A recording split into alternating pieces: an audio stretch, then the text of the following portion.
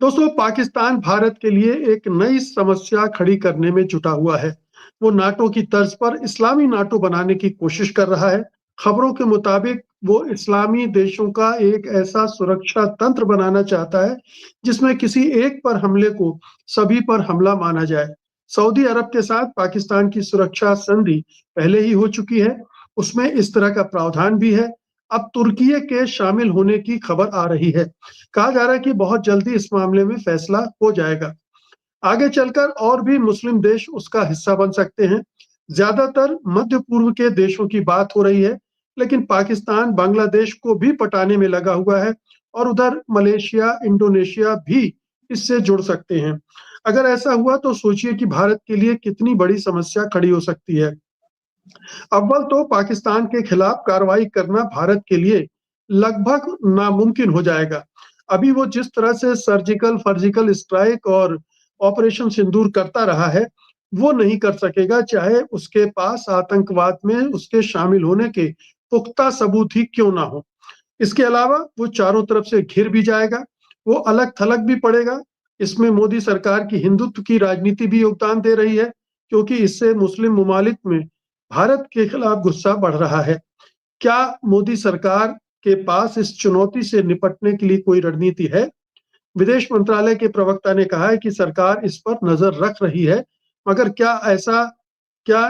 कहीं ऐसा तो नहीं है कि उसके पास अब कोई कार्ड ही नहीं बचा हो?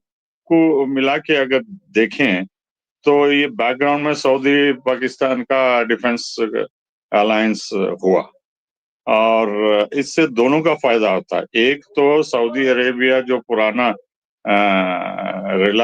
रिलायंस करता था पाकिस्तान के ऊपर, अब रीअश्योर हो गया है क्योंकि अब न्यूक्लियर पावर बन गया है, जो कि 80s में नहीं था ईरान इराक की जंग के दौरान।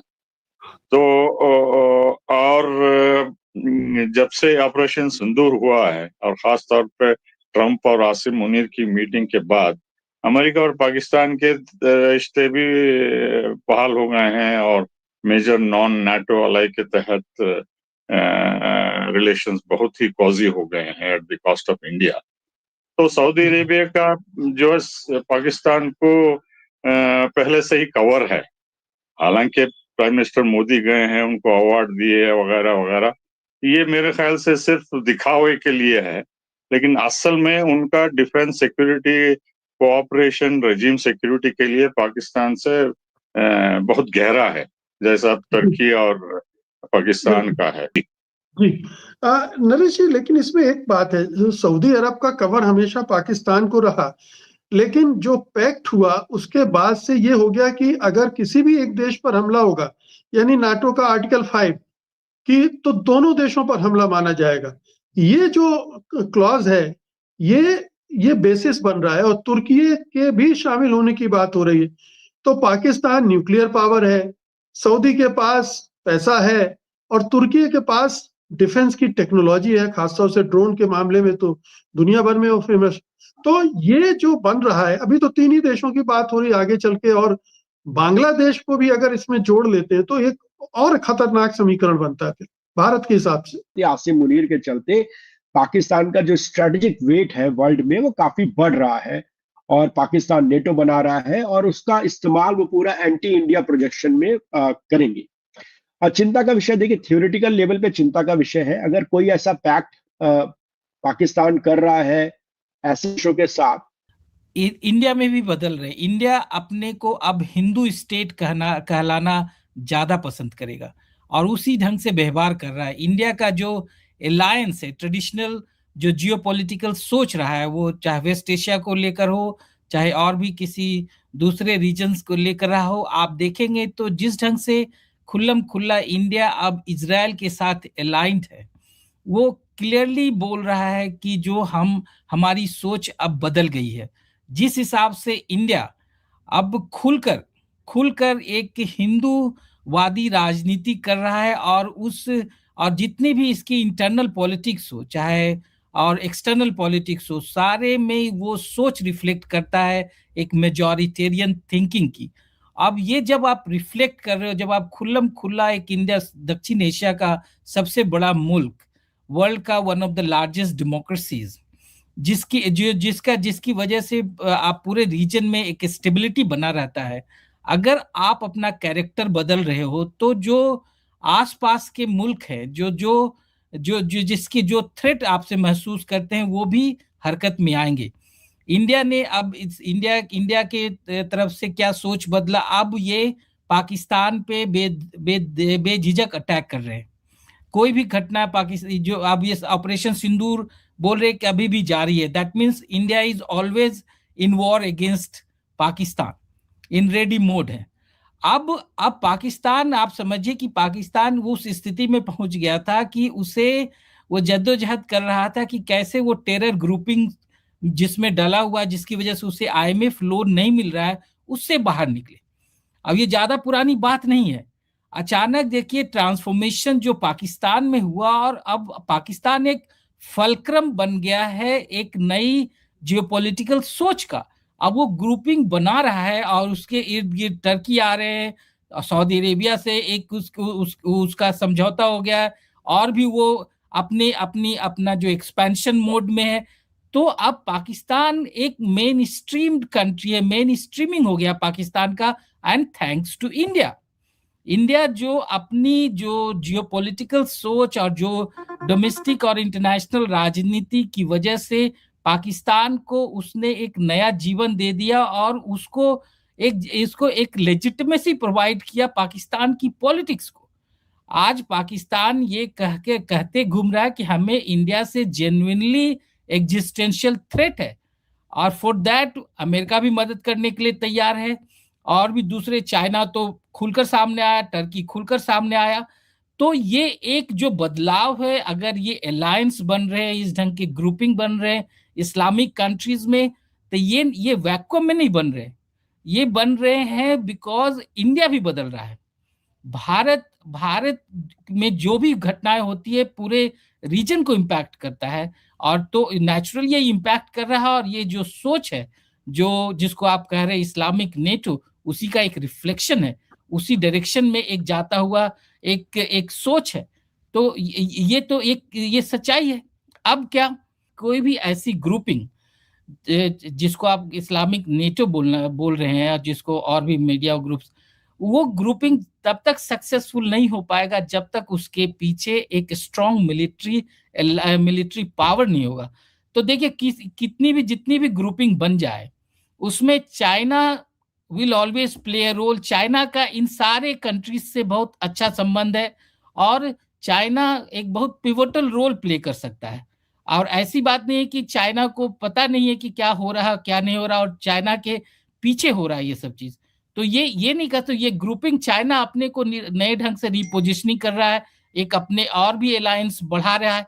और मैं सोचता हूं कि आने वाले वक्त में जिस ढंग से मिडिल ईस्ट बदल रहा है, और जिस ढंग से सारे मिडिल ईस्ट के कंट्रीज आज इनसिक्योर फील कर रहे हैं because of strong alliance between Israel and United states, gradually ये ईरान भी आने वाले वक्त में इस ग्रुपिंग में जुड़ सकता है, कतर भी जुड़ सकते हैं। एक हो सकता है जिसको आप मिडिल ईस्ट नेटो आप बोलिए, मिडिल ईस्ट नेटो और उसमें पाकिस्तान एक एक्सटेंडेड पार्टनर है। जैसे कैसे आज Turkey despite being in Asia, Bangladesh हो सकता है।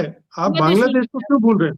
जी, बांग्लादेश बदल रहा है। आज बांग्लादेश ज्यादा क्लोज है पाकिस्तान से रेदर देन इंडिया, ये सच्चाई है। और तो ये पोजीशनिंग जो हो रहा है, जो बाहर के देशों में जो पाकिस्तान और अदर कंट्रीज कर रहे हैं, ये डायरेक्टली रिलेटेड टू है what is happening in India. India ने पूरे सिस्टम को, पूरे जियोपॉलिटिक्स को डिस्टर्ब किया इस रीजन में, और उसका रिफ्लेक्शन है कि सब लोग पाकिस्तान अपने को रिआर्म करने की कोशिश कर रहा है।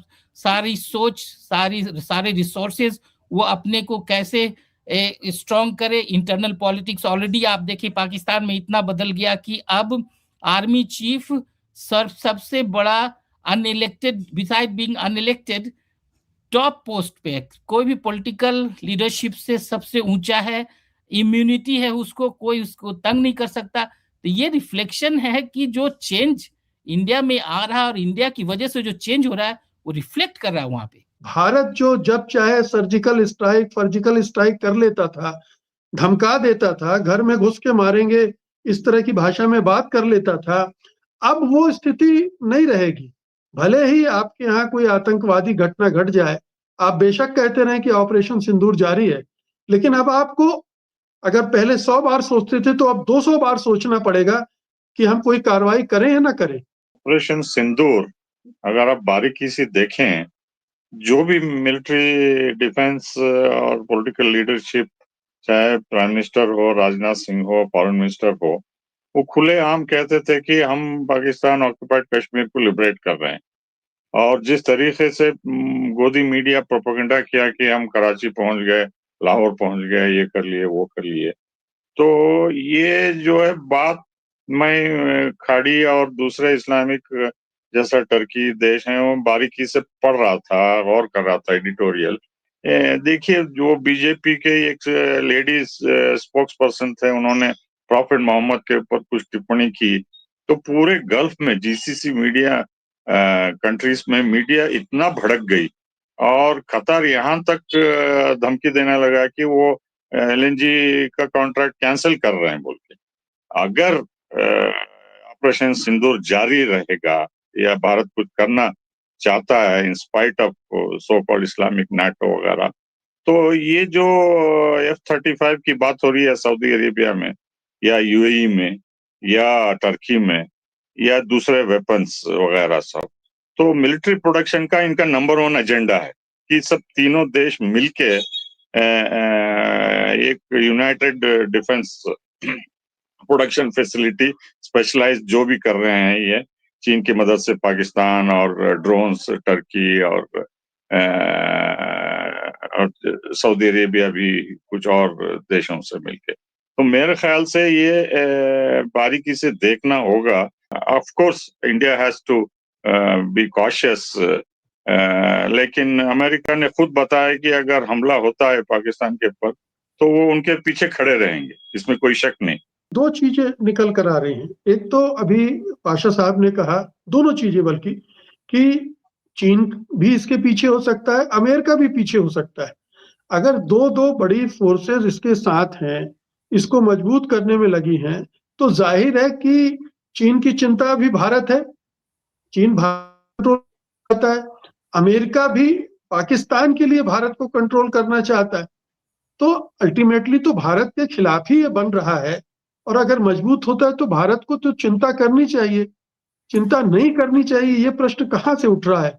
या चिंता कम करनी चाहिए, मैं समझता हूँ ये भी प्रश्न गलत है कि पाकिस्तान अपने आप को, अपने ऑरा को बढ़ाने के लिए, अपने को ज्यादा बड़ा प्रोजेक्ट करने के लिए और भी कर रहा है। जैसे अब वो विमान बेच रहा है, JF-17 विमान उसने म्यांमार, नाइजीरिया, अजरबैजान को बेचे हैं, लीबिया से किया है, बांग्लादेश से को बेचने की तैयारी हो रही है। ये सारी गतिविधियां आपके पड़ोस में हो रही हैं। चिंता जहां पे हमें होनी चाहिए वो इस जगह पर होनी चाहिए जो पाकिस्तान साउथ एशिया के अंदर कुछ कुछ कोशिश कर रहा है, जो बांग्लादेश के अंदर कोशिश कर रहा है, और वो उससे डायरेक्ट थ्रेट तो कुछ नहीं है, लेकिन आपको बॉर्डर एरियाज में और बहुत ऐसे इश्यूज पे पाकिस्तान वाया बांग्लादेश आपको परेशान करने की पूरी ताकत रखता है। वो चिंता की विषय है। इन जो तमाम चीजों से ये जो हो रहा है, पाकिस्तानी आर्मी स्ट्रेंथन हो रही है, पाकिस्तान के अंदर पॉलिटिकली स्ट्रेंथन हो रही है, और उसको ऑपरेशन सिंदूर से वो जगह मिली है। मेरे ख्याल से वो एक गहरी बात है जिसपे हम चर्चा नहीं कर रहे हैं। और जब भी पाकिस्तानी आर्मी पाकिस्तान के अंदर स्ट्रांग हुई है, वो भारत के लिए उसने बहुत अच्छी खासी दिक्कतें पैदा की हैं। आसिम मुनीर ने पैदा की है, और आसिम मुनीर पूरी कोशिश कर रहे हैं कि भारत को घेरा जाए और भारत के लिए चुनौतियां साउथ एशिया के अंदर और जगह पे क्रिएट किए जाए। ये चाइना के लिए बड़े हित में है। चाइना इसमें डायरेक्टली भले कुछ ना बोले, लेकिन चाइना इसको हवा जरूर दे सकता है। सऊदीज और सबको नहीं, पर पाकिस्तान को डेफिनेटली हवा दे सकता है, और इसलिए यह भारत के लिए चिंता का विषय है। मेरे ख्याल से इन जो तमाम पूरे संदर्भ में जो पाकिस्तानी आर्मी, आसिम मुनीर का स्ट्रेंथन होना, जिसके बारे में संजय जी भी बोल रहे थे, वो एक डेफिनेटली भारत के लिए चिंता का विषय है। आज भारत कितना भी शोर मचा ले, ये अब आसान उसके लिए नहीं है पाकिस्तान पे ऑपरेशन सिंदूर लॉन्च कर देना। देखिए, केवल ये लॉन्च करने की बात नहीं है कि आप अटैक कर दिए, इसमें जो ऑपरेशन सिंदूर उन्होंने मई में लॉन्च किया, उससे भारत को क्या फायदा हुआ? सवाल ये भी उठता है ना, क्या फायदा हुआ? क्या आपका ग्लोबल स्टैंडिंग बढ़ा? नहीं। क्या पाकिस्तान आइसोलेट हुआ, जो आपका पर्पस था? नहीं। क्या पाकिस्तान मिलिटरली डिफीट हुआ? नहीं। क्या देश में सवाल उठने बंद हो गए? नहीं। क्या कश्मीर में हालात बदल गए? नहीं। तो आपका गेन क्या हुआ? आप आज आप में ये हिम्मत नहीं है कि जो युद्ध में 4-5 दिन जो चला, 2-3 दिन जो चला, उसकी पूरी सच्चाई आप निकाल कर रख दें। क्या गेन किया, क्या लॉस किया? अभी भी आप प्रोपेगेंडा पे चल रहे हैं। सच्चाई दुनिया में नहीं है। दुनिया वाले को आपके थ्रू सच्चाई नहीं पता चल रही है। कभी अमेरिकन प्रेसिडेंट बोल देते हैं कि 8 लड़ाकू विमान इंडिया का गिर गया, कभी दूसरा बोल देता है। आप तो ये पहली दफा ऐसा युद्ध हुआ जहां पे आप कोई भी सच्चाई रखने के लिए तैयार ही नहीं है, कोई पारदर्शिता नहीं है।